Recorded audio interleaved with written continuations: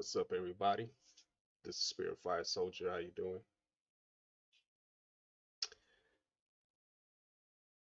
I'm going to, as I said in the last video, I'm gonna touch on femininity. It might take a few videos to do this because I want to keep it short. I know that some of the complaints in the past that my videos were too long. Some people didn't mind it. Uh, I'm just gonna try and keep it to a minimum. So I'll try and keep my videos 15 minutes per video. You know what I mean? So anyway, enough about that. Femininity. Now, I know everyone has taken their turn swinging at this person, and I don't like doing what everyone else is doing. I don't like the rat race. I'm the road less traveled. That's how I like to be. So I'm gonna do things a little differently, and I'm not gonna take a swing. Okay. Uh,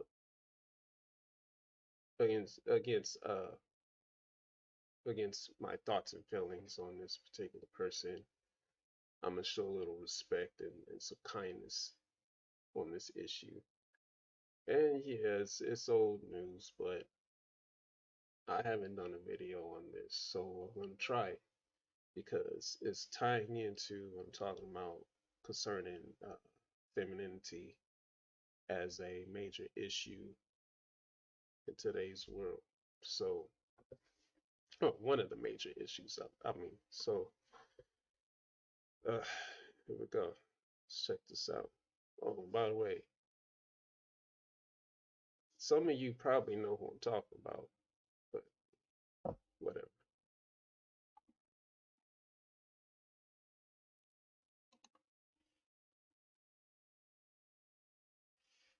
I want to hear the lady out. So I'm gonna watch this, see what she has to say.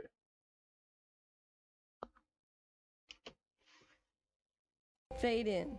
Lori Atkin. She was the first. Honored with a Scientific and Technical Award in 1961 for her work at Technicolor, Lori was a scientist artist, a storyteller, a glass ceiling breaker. Cut to 2021, and Lori's pioneering legacy has become an expanding story of women shattering what is possible in the science and technology of filmmaking. This year, Haley Iben of Pixar Animation Studios, Kelly Ward Hamill, and Marianne Simmons of Walt Disney Animation Studios will be the recipients of the 24th, 25th, and 26th Science and Technical Award presented to women by the Academy. Haley, Kelly, and Marianne are honored for their innovations in hair simulation, and this year marks the most women honored at a single scientific and technical awards. Is there work to be done? More barriers to break? More progress to be made? Yes, of course. But the story of women innovators making movie magic, their story isn't ready to fade out, not even close. Today, more than ever, cinema storytelling is science. Cinema storytelling is technology, and women are helping to redefine science and technology in the movies. And that means a brave, bold future without limits for each and every storyteller.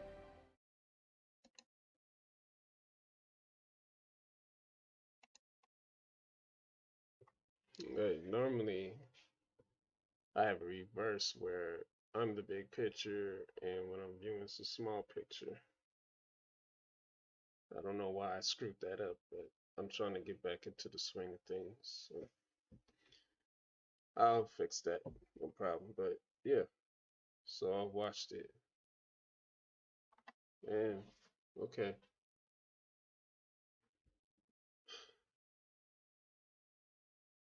This is not the first time I saw this, but when I first watched it,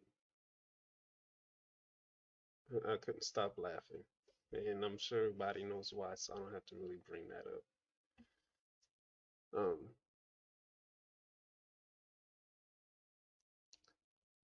I don't see anything wrong with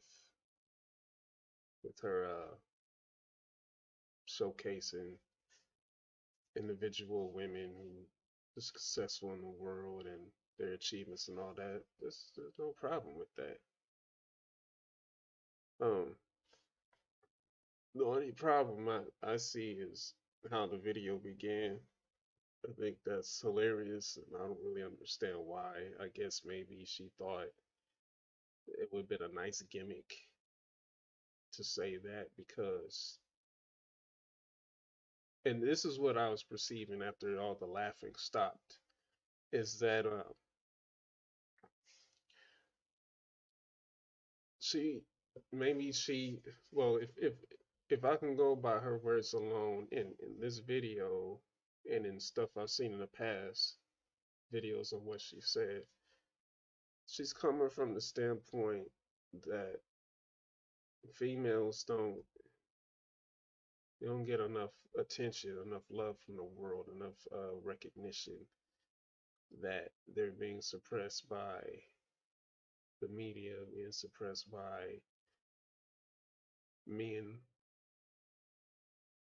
whatever.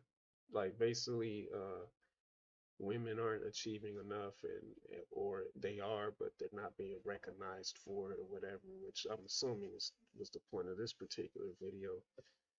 And hey, feel free to correct me if I'm wrong in the comments and stuff. Okay? I'm not a know-it-all. So anyway, so saying fade in means like it could possibly be that she used that to say, hey, get in the game. Hey, women, get in the game. We got this particular woman and this one. They've done things, and you can do things too. That's the kind of vibe I'm getting from this woman here. And that's fine. Nothing wrong with that. Okay. Um, but taking from things that she said in the past about progression and equality for all people and stuff. Hate to mention it, hate to point it out, hate to notice it, but everyone she mentioned was white, Caucasian. I hate saying white. It's a color. Caucasian or Caucasian-like, or something of that sort. Nothing wrong with that, but it just seems like that was the focus. I'm not saying she's racist. I'm not using the R word. I'm not saying, oh, I said the word. I said the word, huh? So YouTube's probably gonna get on my case. Whatever. I'm not labeling her in any kind of way. But I thought maybe she would be a little bit more diverse with what she's saying. But whatever. I'm not complaining. The fact of the matter is, a lot of people don't like her, and it's very understandable why. What's my point? The point is, I don't hate women. I don't hate Kathleen Kennedy, believe it or not. I don't hate her. Why? Why should I hate her? I did I put a downvote on that video? I sure did. But I'm not hating. I don't like what she's doing in the world. I don't like what she represents. I don't like what she said because ultimately I think she's a hypocrite, and also I think she's a liar.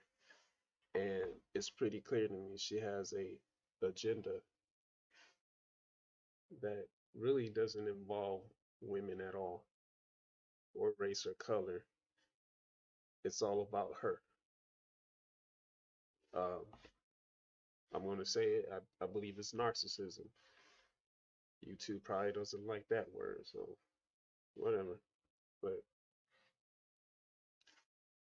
I don't like what's happening with Star Wars, Disney, and all that mess. I used to cover that stuff, but I didn't want to be on the bandwagon. I didn't want to run the rat race. I started veering off from that because that's not what I'm about anyway. I just touched on it because The whole issue with Star Wars affected me personally on some levels, and other levels it didn't. But like I said, I'm not against women, and there's lots of men out in the world that aren't against women. Okay, I don't know too many men that are. I haven't even seen it. What we're all seeing right now is the backlash against uh I hate to say it, but third wave feminism. Like nothing wrong with feminism. Okay, there are some injustices in the world and unfairness against women. I'm not going to pretend like it doesn't exist because it does. So feminism is a good thing, but it's a level of feminism that's bad. Like when it goes too far, when it just doesn't make sense, when it leads to blaming men for everything wrong with the world. So it's always the men's fault about this and that, and it's stuff that has nothing to do with men. I think that's what people are annoyed with, and I believe Kathleen Kennedy is a woman that is in that on that level,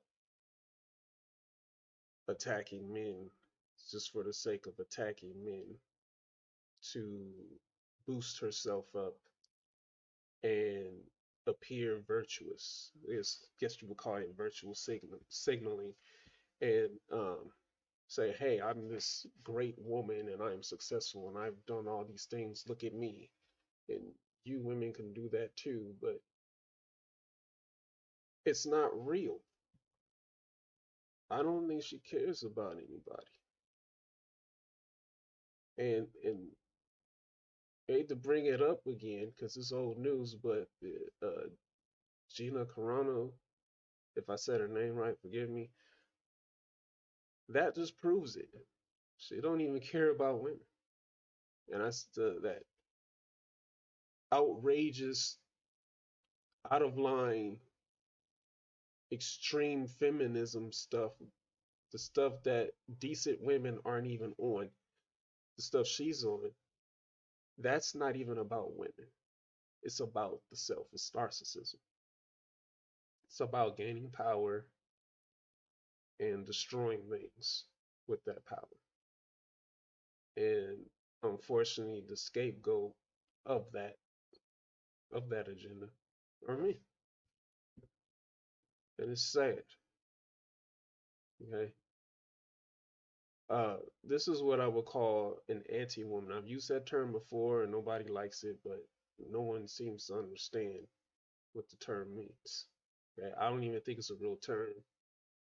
I started using it. I'm not gonna say I invented it, but I started using it. But from what my understanding of the word anti mean, it doesn't always mean against. Sometimes it means like the opposite of something, or an abnormality or something. So like as a writer, I understand the difference between a hero and an anti-hero. An anti-hero is the hero of the story that either is without or lack the tropes or the stereotypes or the common traits that make a character heroic.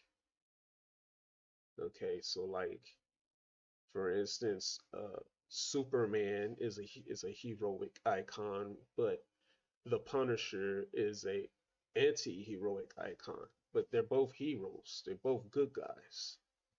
You know what I mean? But the anti-hero kind of veers away from the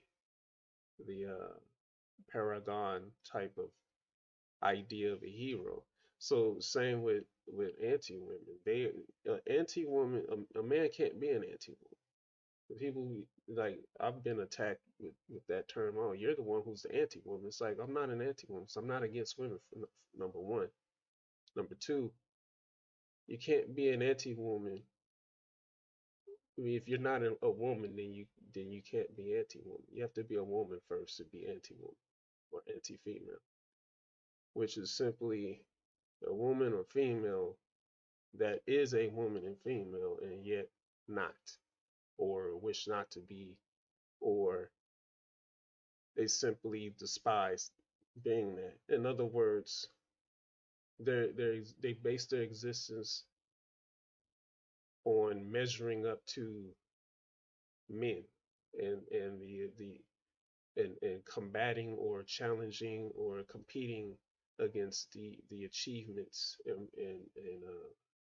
progression of men, rather than focusing on womanhood and femininity and being what they are and uh, you know growing growing from that. Their agenda is based on masculinity, not femininity. And so the result is you have females and women that, though by gender they are female, the mentality, the behavior, the outcomes aren't very feminine. And I can get I can get more in depth about that in another video. But for now, everyone be safe, stay tuned, peace out, enjoy your lives.